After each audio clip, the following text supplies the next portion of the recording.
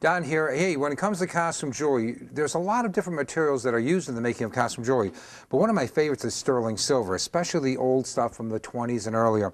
Like this is one of my favorites. It's a little Thistle Bush in a basket type thing with little flowers growing out of it. Just really, really unusual, fun, a little odd. And the thing about costume jewelry, sometimes if it looks weird, it could be more valuable. I mean, they didn't make as many of those pieces. They didn't always appeal to the general population, so there are a lot less of those around. And when a person was making a selection, maybe it was easier to pick out a leaf versus a thistle bush like this. But very, very fun to have, and just a delightful piece. Something I would buy happily at the kiosk.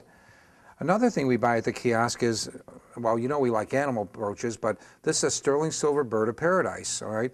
And this one was brought in a scrap bag, and I was able to pull it out and pay the customer more than scrap, and they were happy. I'm happy. It's part of our collection.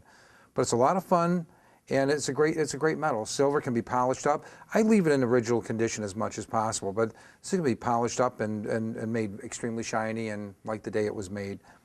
Another thing too, you heard me talk about rhinestones. Well, the rhinestones in this aren't really the big story. The big story is this is signed coral sterling craft, which is very, very important. And the stones have a little bit of toning, discoloration, not too bad, still very collectible.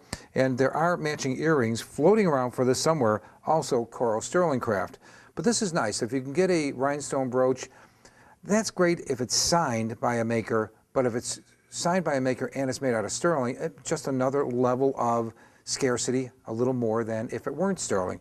And it would have cost more at the department store when you bought this brooch. So this is a pretty nifty one. This is probably a couple of $100 for this particular brooch and all that. So if you have anything, costume jewelry, I don't want to get you all excited and have you rushing on in, but listen, feel free to bring in your costume jewelry. We'll be glad to check it over, assess it correctly, and see if we can't find some real great heirloom treasures in your costume jewelry bag.